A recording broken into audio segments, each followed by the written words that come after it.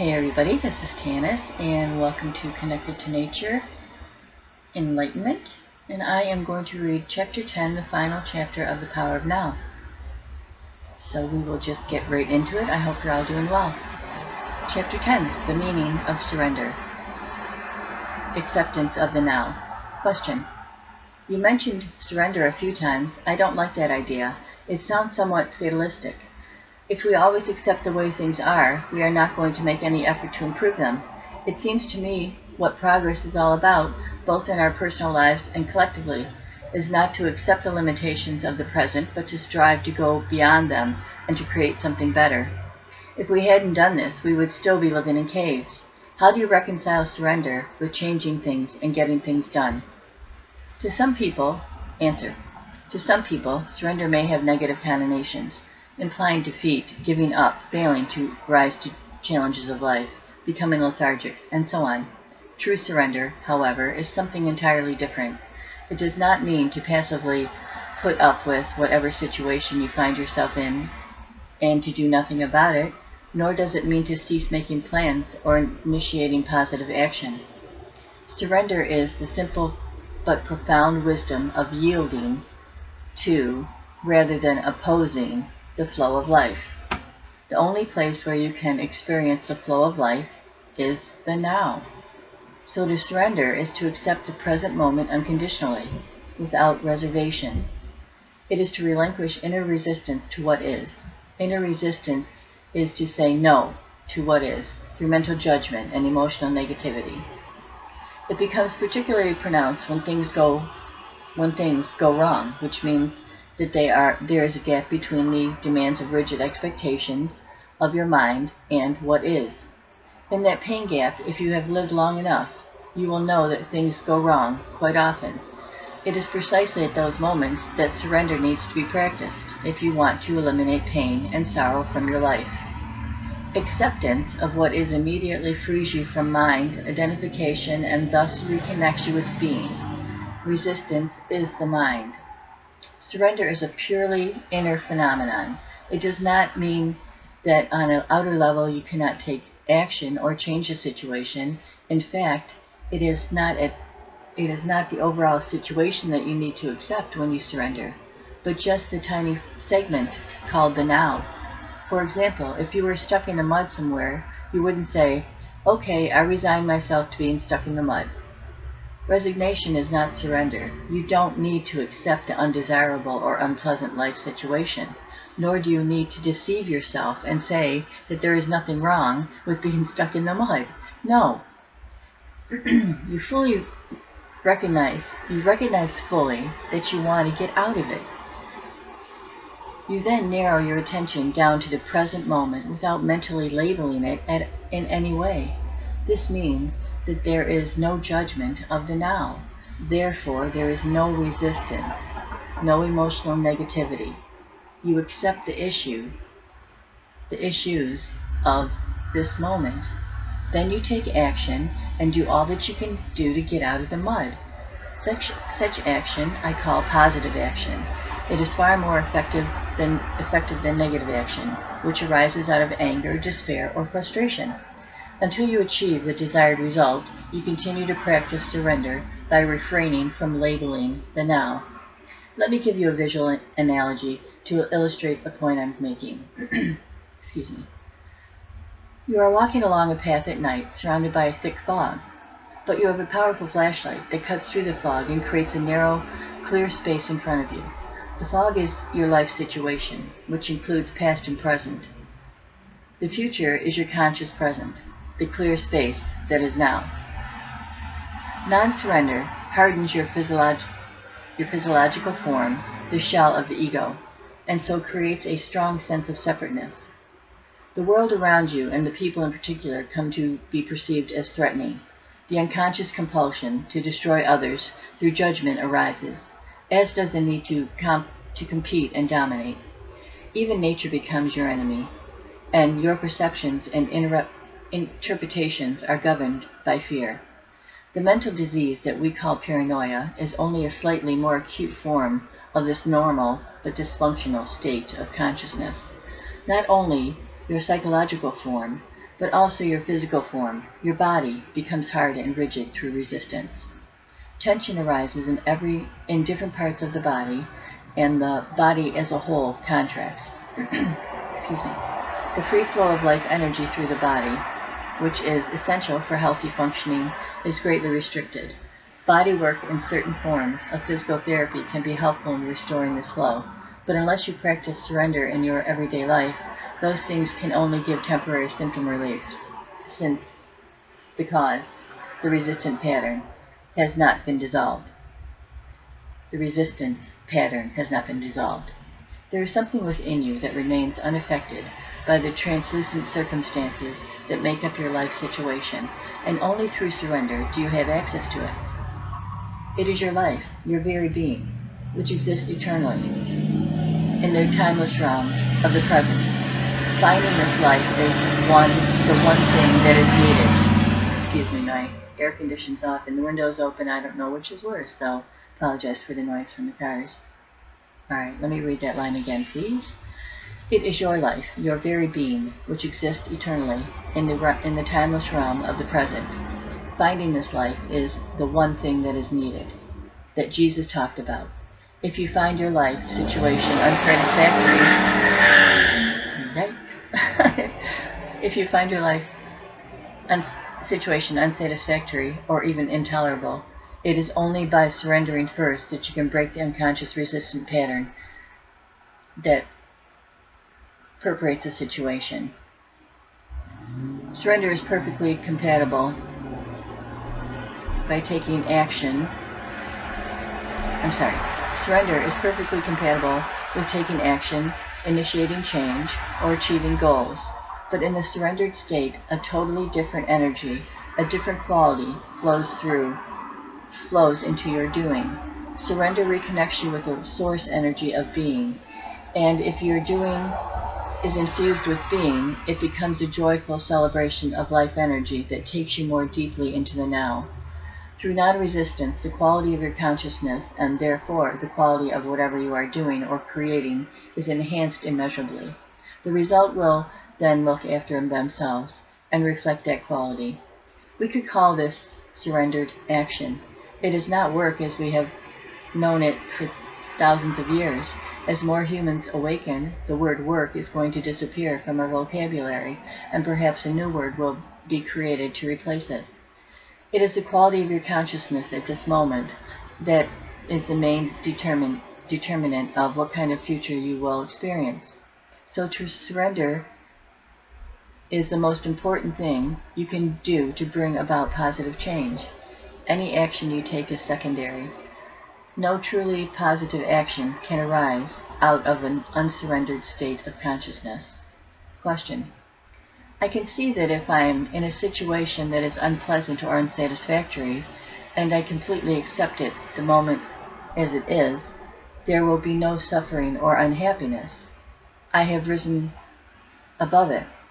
But I still can't quite see where the energy or motivation for taking action or bringing about change would come from if there isn't a certain amount of dissatisfaction. Answer. In your state of surrender, you see very clearly what needs to be done, and you take action, doing one thing at a time and focusing on one thing at a time. Learn from nature. See how everything gets accomplished and how the miracle of life unfolds without dissatisfaction or unhappiness. That's why Jesus said, "Look at the lilies, how they grow. They neither toil nor spin." If your overall situation is unsatisfactory or unpleasant, separate out of this instant and surrender to what is. That's the flashlight cutting through the fog. Your state of consciousness then ceases to be controlled by external conditions. You are no longer coming from reaction to resistance. Then look at the specifics of the situation and ask yourself, is there anything I can do to change the situation, improve it, or remove myself from it? If so, you take appropriate action.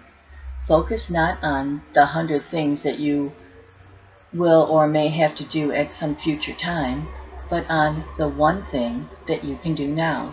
This doesn't mean you should not do any planning.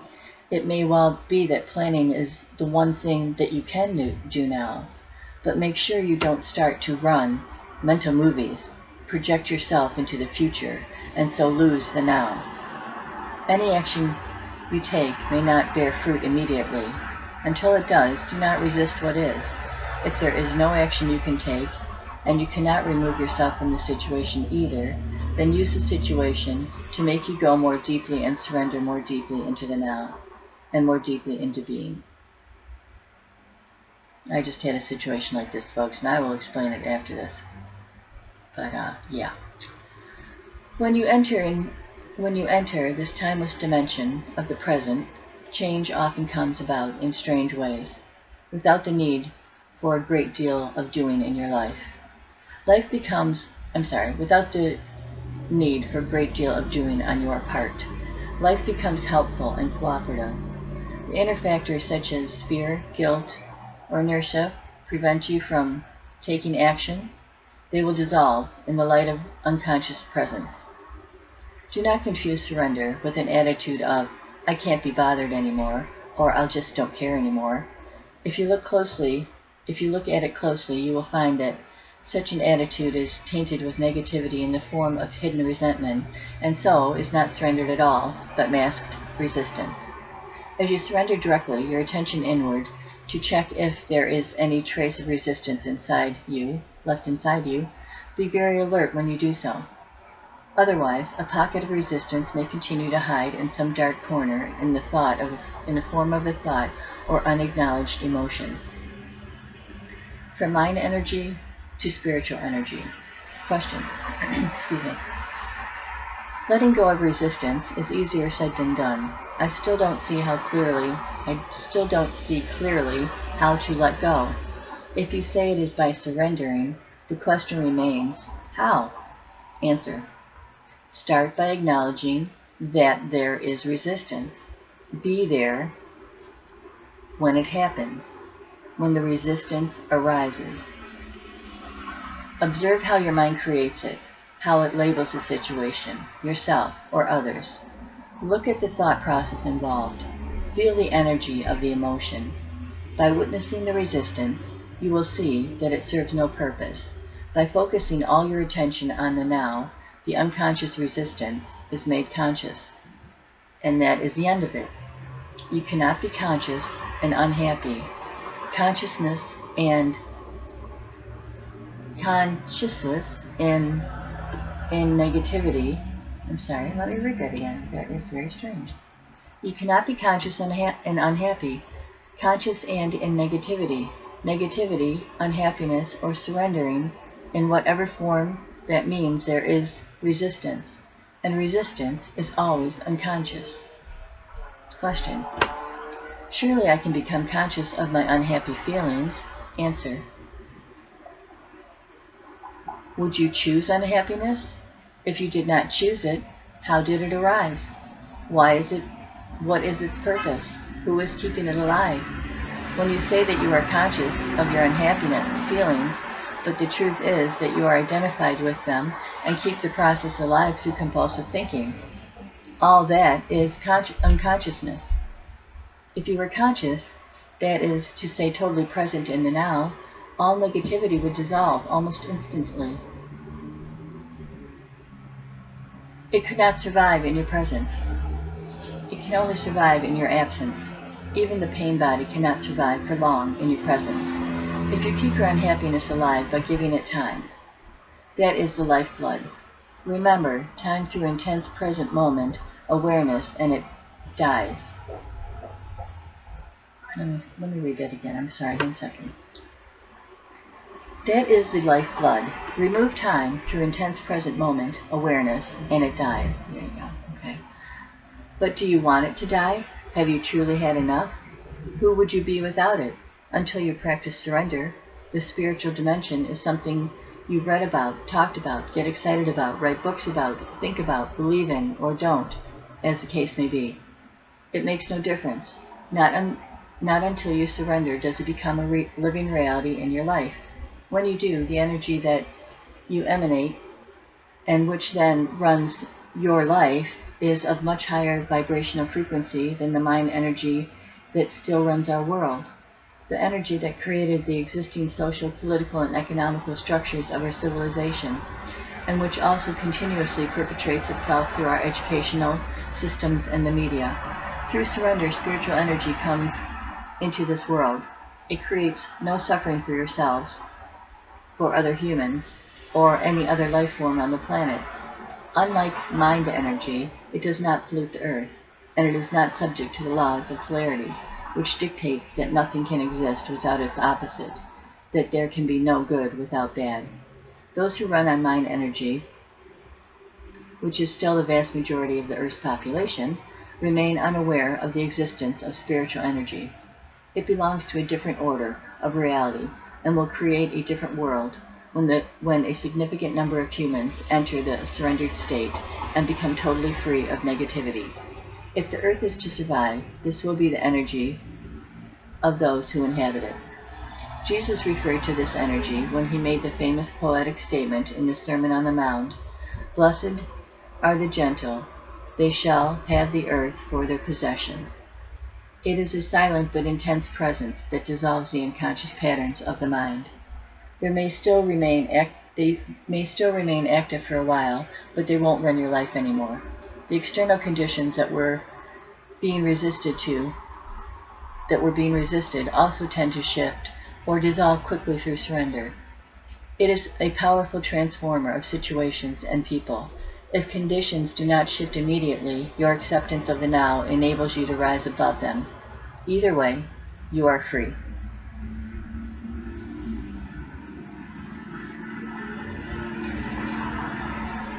Excuse me. Surrender in personal relationships. Question: what about people who want to use me, manipulate, or control me? Am I to surrender to them? Answer: they are cut off from being, so they unconsciously attempt to get energy and power from you. It is true, only an unconscious person will try to use or manipulate others, but it is equally true that only an unconscious person can be used and manipulated. If you resist or fight unconscious behavior in others, you become unconscious yourself. But surrender doesn't mean that you allow yourself to be used by unconscious people, not at all. It is perfectly possible to say no firmly and clearly to a person, or to walk away from a situation and be in a state of complete inner non-resistance at the same time. When you say no to a person or a situation, let it come not from reaction, but from insight, from a clear realization of what is right or not right for you at the moment. Let it be a non-reactive no, a high-quality no, a no that is free of all negativity and so creates no further suffering. Question: I am in a situation at work that is unpleasant. I have tried to surrender to it, but I find it impossible. A lot of resistance keeps coming up. Answer: if you cannot surrender, take action immediately. Speak up or do something to bring about change in the situation, or remove yourself from it. Take responsibility for your life. Do not pollute your beauty, radiant inner being, nor the earth with negativity.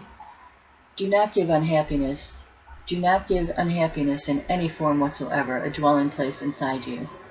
If you cannot take action, for example, if you are in prison, then you have two choices left: resist or surrender, resistance or surrender, bondage or inner freedom for external conditions, suffering or inner peace. Question: is non-resistance also to be practiced in the external conduct of our lives, such as non-resistance to violence, or is it something that just concerns our inner life? Answer: you only need to be concerned with the inner aspect. This is primary. Of course, it will also transform the conduct of your outer life, your relationships, and so on. Your relationships will be charged profoundly by surrender.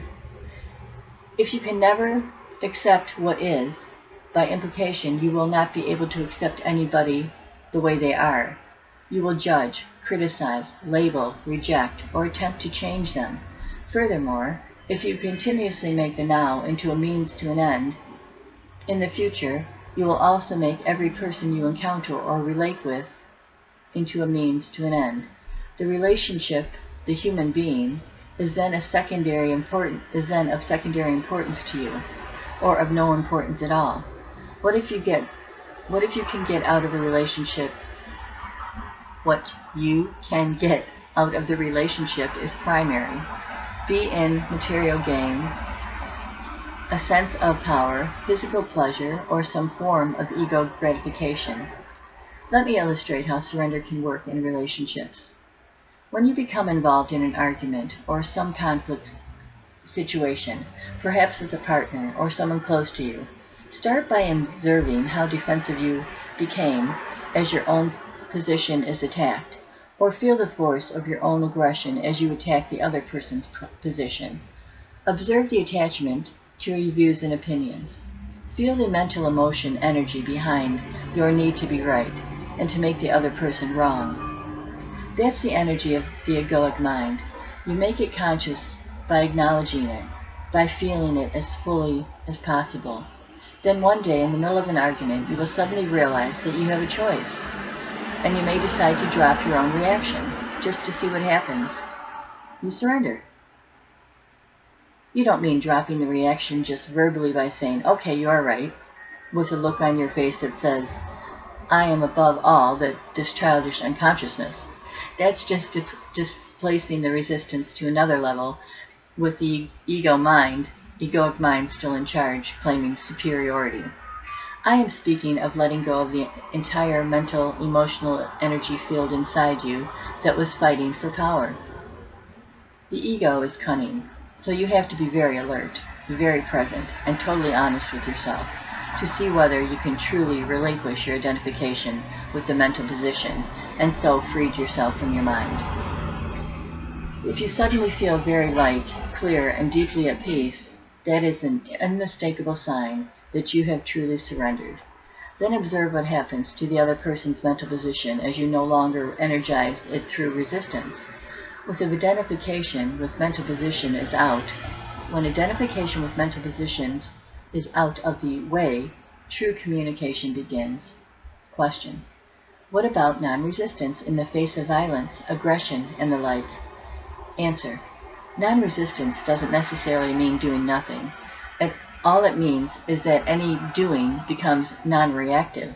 Remember, deep wisdom underlying the practice of Eastern martial arts: don't resist the opponent's force. Yield to overcome. Having said that, doing nothing when you are in a state of intense presence is a very powerful transformer and healing of situations and people. In Taoism, there is a term called Wei. Okay, W-U-W-E-I, which is usually translated as actionless activity, or sitting quietly doing nothing. In ancient China, this was regarded as one of the highest achievements of virtues. This is radically different from inactivity in the ordinary state of consciousness, or rather unconsciousness, which stems from fear, inertia, or indecision. The real doing nothing implies inner non-resistance and intense alertness. On the other hand, if action is required, you will no longer react from your conditioned mind, but you will respond to the situation out of conscious presence. In that state, your mind is free of concepts, including the concept of nonviolence. So, who can predict what you will do? The ego believes that in your non-resistant lies your strength, whereas, let me pause for 1 second here, please. 1 second. The ego believes that in your resistance lies your strength, whereas in truth resistance cuts you off from being, the only place of true power. Resistance is weakness, and fear masqueraded as strength. What the ego sees as weakness is your being in its purity, innocence, and power. What it sees as strength is weakness. So the ego exists in a continuous resistance mode that plays counterfeit roles to cover up your weakness, which is which in truth is your power. Until there is surrender, unconscious role-playing constitutes a large part of human interaction. In surrender, you no longer need ego defenses and false masks. You become very simple, very real. That's dangerous, says the ego. You'll get hurt. You'll become vulnerable. What the ego doesn't know, of course, is that only through the letting go of resistance is becoming vulnerable. Through becoming vulnerable, can you discover your true and essential invulnerability. Transforming illness into enlightenment. Question. If someone is seriously ill and completely accepts the condition and surrenders to the illness, would they not have given up their will to get back to health, the determination to fight the illness? Would there not be any more? I'm sorry, let me read that again, I apologize. If someone is seriously ill and completely accepts their condition and surrenders to the illness, would they not have given up their will to get back to health? The determination to fight the illness would not be there anymore, would it? Answer. Surrender is inner acceptance of what is without any reservations. We are talking about your life, this instant, not the conditions or circumstances of your life, not what I call your life situation. We have spoken about this already. With regard to illness, this is what it means. Illness is part of your life situation. As such, it has a past and a future. Past and future form an uninterpreted conundrum, unless we're redeeming the power of the now, is activated through the conscious presence. As you know, underneath the various conditions that make up your life situation, which exists in time, there is something deeper, more essential, your life, your very being, in the timeless now. As there is no problems in the now, there is no illness either. The belief in a label that someone attaches to your condition keeps the condition in place, empowers it, and makes it seemingly solid reality, out of a temporary imbalance. It gives it not only reality and solidarity, but it also a continuum in time that it did not have before. By focusing on this instance and refraining from labeling it mentally, illness is reduced to one of several of these factors: physical pain, weakness, discomfort, or disability. That is what you surrender to now. You do not surrender to the idea of illness. Allow the suffering to force you into the present moment, into a state of intense conscious presence. Use it for enlightenment. Surrender does not transform what is, at least not directly. Surrender transforms you. When you are transformed, your whole world is transformed, because the world is only a reflection. We spoke about this earlier. If you look in the mirror and did not like what you saw, you would have to be mad to attack an image in the mirror. That is precisely what you do when you are in a state of non-acceptance. And of course, if you attack the image, it attacks you back. If you accept the image, no matter what it is, if you become friendly toward it, it cannot become friendly toward you. This is how you change the world. Illness is not the problem. You are the problem, as long as the egoic mind is in control. When you are ill or disabled, do not feel that you have failed in some way. Do not feel guilty. Do not blame life for treating you unfairly. Do not blame yourself either. All that is resistance. If you have a major illness, use it for enlightenment. Anything bad that happens in your life, use it for enlightenment. Withdraw time from the illness. Do not give it any past or future. Let it force you into intense present moment awareness and see what happens. Become the alchemist. Transmute base metal into gold, suffering into consciousness, disaster into enlightenment. Are you seriously ill and feeling angry about what I have just said? Are you seriously ill and feeling angry now about what I've just said? Then that is a clear sign that the illness has become part of your sense of self, and that you are now protecting your identity, as well as protecting the illness. The condition that is labeled illness has nothing to do with who you are. When disaster strikes, excuse me. As far as the still unconscious majority of the population is concerned, only a critical limit situation has the potential to crack the hard shell of the ego and force them into surrender, and so into an awakened state. A limit situation arises when through some disaster, drastic upheaval, deep loss, or suffering your whole world is shattered and doesn't make sense anymore. It is an encounter with death, be it physical or psychological. The egoic mind, the creator of this world, collapses. Out of the ashes of the old world, a new world can then come into being. There is no guarantee, of course, that even a limit situation to it will do that, but the potential is always there. Some people's resistance to what is even manifests in such a situation, and so it becomes a descent into hell.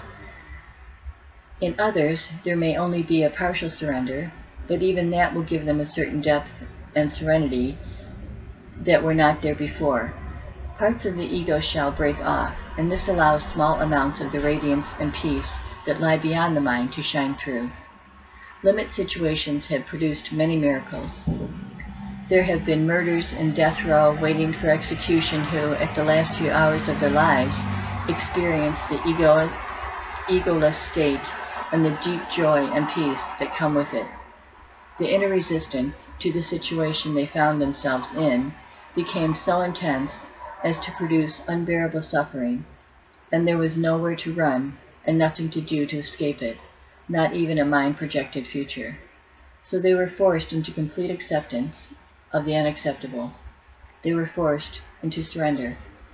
In this way, they were able to enter the state of grace, with which comes redemption, complete release from the past.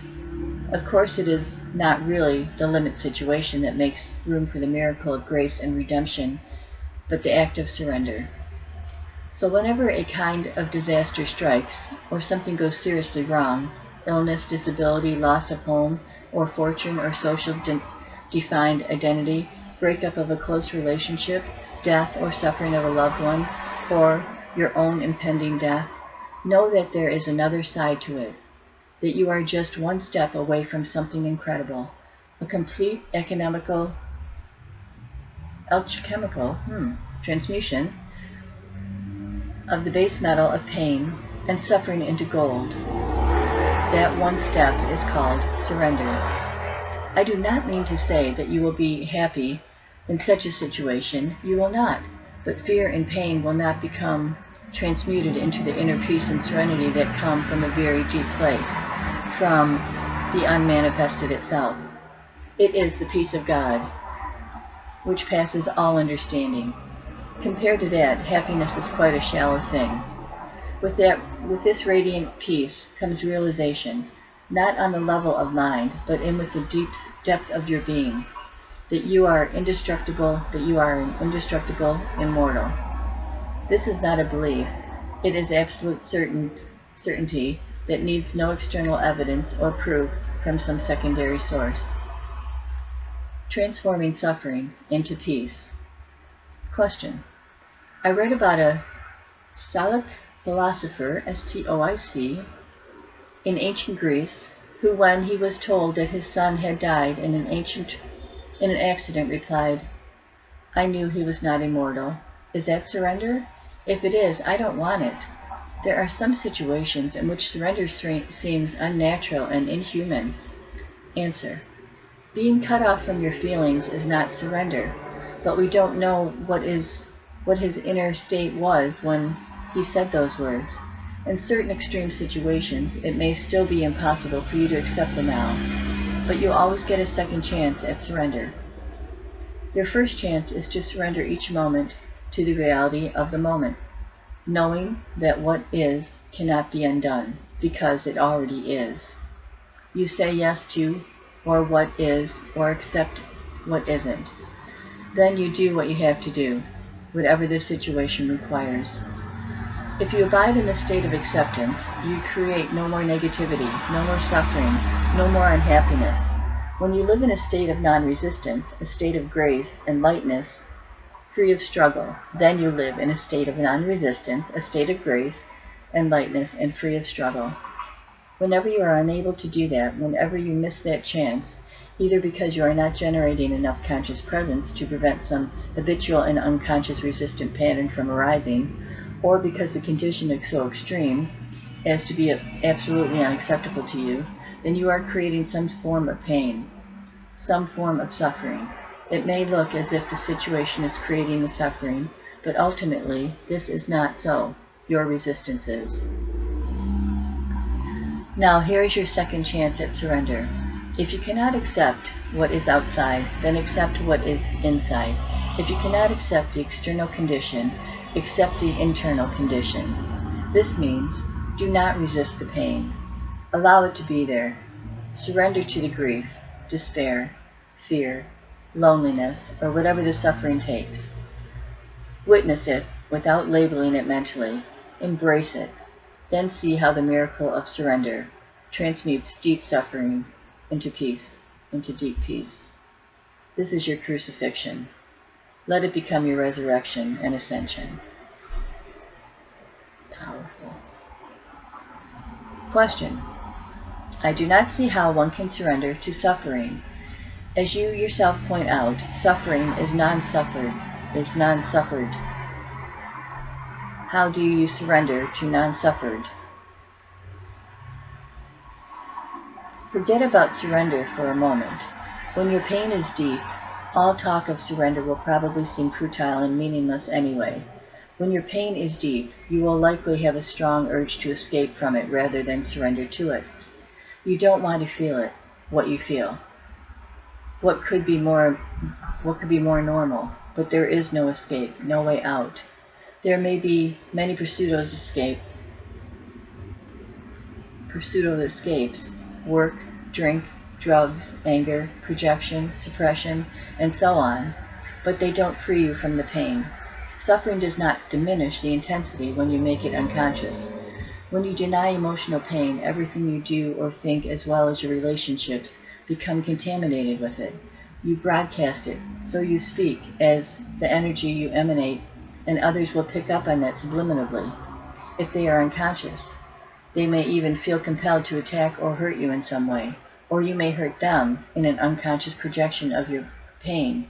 You attract and manifest whatever corresponds to your inner state. When there is no way out, there is still always a way through. So don't turn away from the pain. Face it. Feel it fully. Feel it. Don't think about it. Express it, if necessary, but don't create a script in your mind around it. Give all your attention to the feeling, not to the person, event, or situation that seems to have caused it. Don't let the mind use the pain to create a victim identity for yourself out of it. Feeling sorry for yourself and telling others your story will keep you stuck in suffering. Since it is impossible to get away from feeling, and the only possibility of change is to move into it. Otherwise, nothing will shift. So give your complete attention to what you feel, and refrain from mentally labeling it. As you go into the feeling, be intensely alert. At first, it may seem like a dark and terrifying place, and when the urge to run away comes, observe it, but don't act on it. Keep putting your attention on the pain. Keep feeling the grief, the fear, the dread, the loneliness, whatever it is. Stay alert, stay present with your whole being, with every cell of your body. As you do so, you are bringing a light into the darkness, into this darkness. This is the flame of your consciousness. At this stage, you don't need to be concerned with surrender anymore. It has already happened. How? Full attention is full acceptance, is surrender. By giving full attention, you use the power of the now, which is the power of your presence. No hidden pocket of resistance can survive in it. Presence removes time. Without time, no suffering, no negativity can survive. The acceptance of suffering is a journey into death. Facing deep pain, allowing it to be, taking your attention into it, is to enter death consciously. When you have died this death, you realize that there is no death, and there is nothing to fear. Only the ego dies. Imagine a ray of sunlight that has forgotten it is an inseparable part of the sun, and deludes itself into believing it has to fight for survival and create and cling to the identity Imagine a ray of sunlight that has forgotten it is an inseparable part of the sun and deludes itself into believing it has to fight for survival and create and cling to an identity other than the sun. Would that death of this delusion not be incredibly liberating? Do you want an easy death? Would you rather die without pain, without agony, than die to the past every moment, and let the light of your presence shine away the heavy, time-bound self you thought of as you? The Way of the Cross. Question. There are many accounts of people who say they have found God through their deep suffering, and there is the Christian expression, the Way of the Cross, which I suppose points to the same thing. Answer. Excuse me. We are concerned with nothing else here. Strictly speaking, they did not find God through their suffering, because suffering implies resistance. They found God through surrender, through total acceptance of what is, into which they were forced by their intense suffering. They must have realized on some level that their pain was self-created. Question. How do you equate suffering with finding God? Answer. Since resistance is inseparable from the mind, relinquishment of resistance, surrender, is the end of the mind as your master, your impostor pretending to be you, the false God. All judgment and all negativity dissolve. The realm of being, which had been obscured by the mind, then opens up. Suddenly, a great stillness arises within you, an unfathomable sense of peace. And within that peace, there is great joy, and within that joy, there is love. And at the innermost core, there is the sacred and immeasurable, that which cannot be named. I don't call it finding God, because how can you find which was never lost, the very life that you are? The word God is limiting, not only because of thousands of years of misinterpretation and misuse, but also because it implies an entity other than you. God is being, itself, not a being. God is being itself, not a being. There can be no subject-object relationship here, no duality, no you and God. God realization is the most natural thing there is. The amazing and incomprehensible fact is not that you can become conscious of God, but that you are not conscious of God. The way of the cross that you mentioned is the old way to enlightenment, and until recently is the only way. But don't dismiss it or underestimate its efficiency. It still works. The way of the cross is a complete reversal. It means that the worst thing in your life, your cross, turns into the best thing ever to happen to you by forcing you into surrender, into death, forcing you to become as nothing, to become as God, because God, too, is no thing. At this time, as far as the unconscious majority of humans is concerned, the way of the cross is still the only way. They will only awaken through further suffering, and enlightenment, as a collective phenomenon, will be predictably preceded by vast upheavals.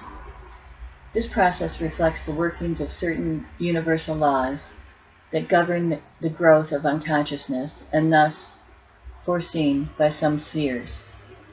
It is described, among other places, in the Book of Revelation, or Apocalypse, though cloaked in obscure and sometimes impenetrable symbology.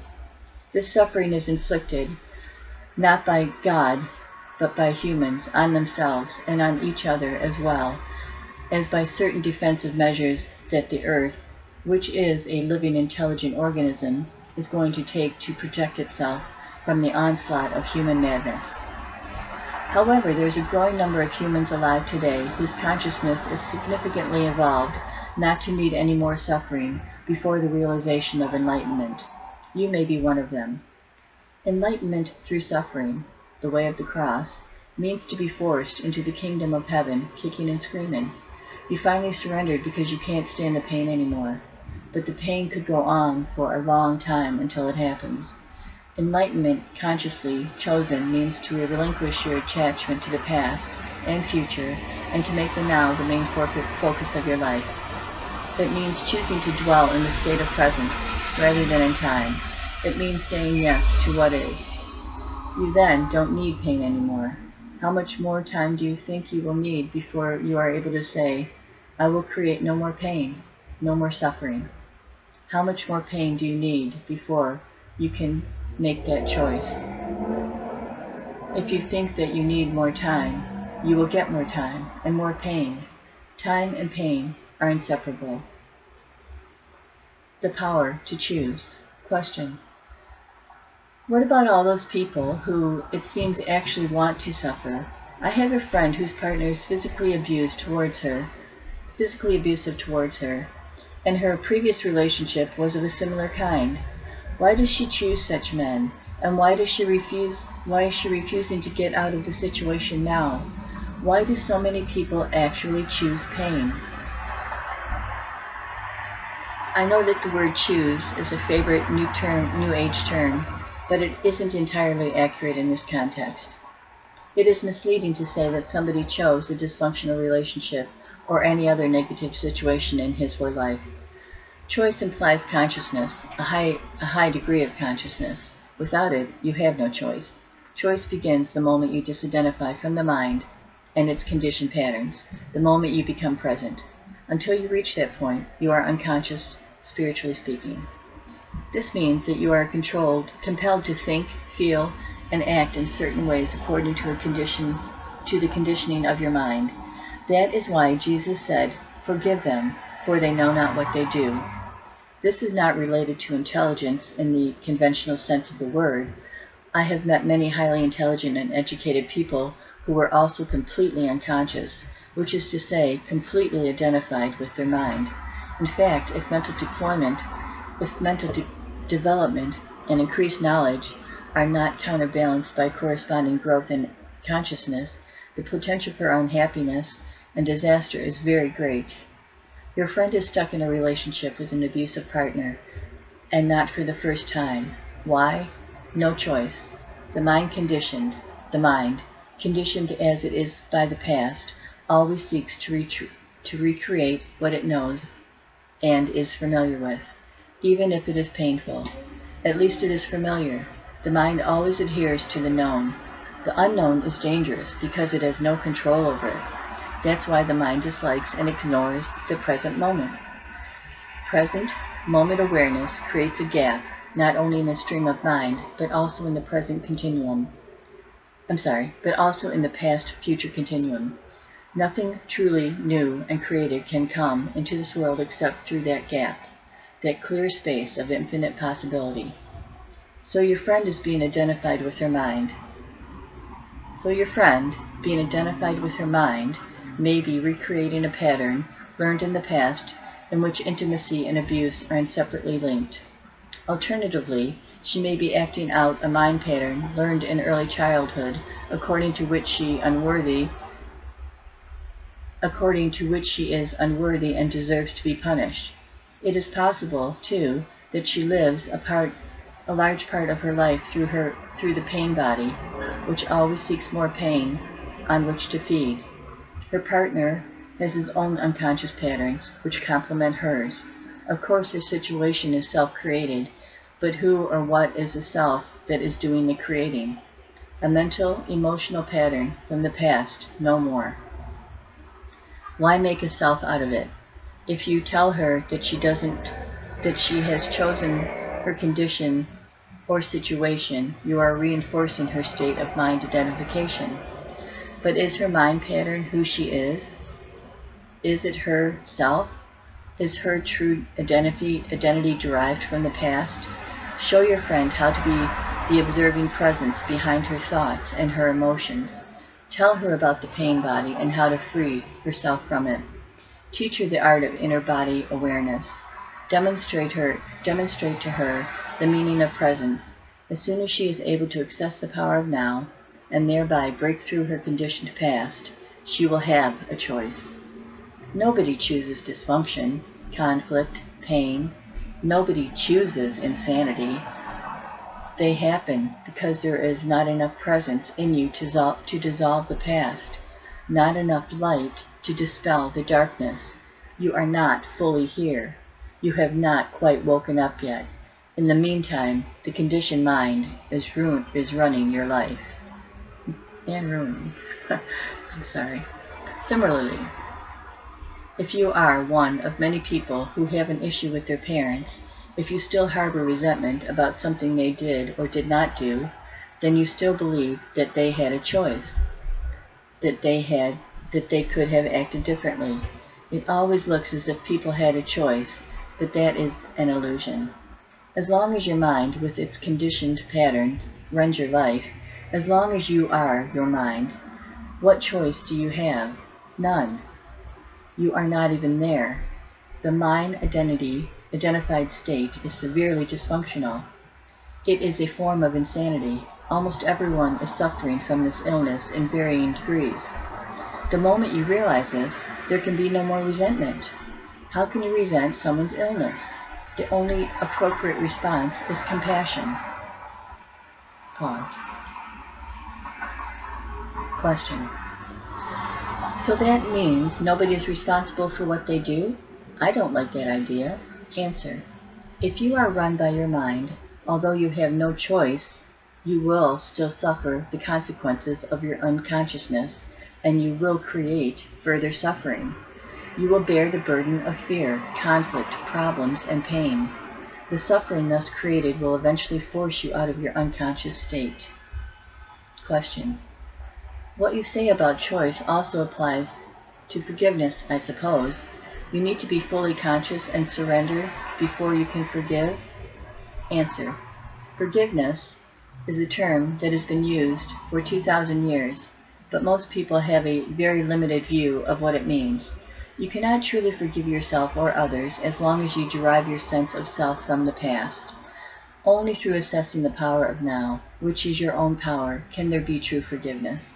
This renders the past powerless, and you realize deeply that nothing you ever did, or that was ever done to you, could touch even the slightest and radiant essence of who you are. The whole concept of forgiveness then becomes unnecessary. And how do I get to that point of realization? Question. And how do I get to that point of realization? Answer. When you surrender to what is, and so become fully present, the past ceases to have any power. You do not need it anymore. Presence is the key. The now is the key. Question. How will I know when I have surrendered? Answer. When you no longer need to ask the question. And that is the end of The Power of the Now. Wow. It's an amazing book, folks. I know it's kind of hard to understand some of it. But again, the next post I would like to do is to kind of tell you my experiences and how I got to be here, even though I've explained some of them if you've listened to any of the past things I've done. But even to right now, I can explain more of how you can really control your thoughts and your emotions with things that I've been through recently, and how life does throw things at you all the time. It really is how you react and stay present. Anyway, it's all good. I so appreciate you listening, and I really thank all of you, or any of you that have made it all the way through the 10th chapter. Again, any questions, I would love to answer them for you if I possibly can. And thanks once again for listening. I will see you later. Stay safe and stay present, my friends. All right. Bye. later.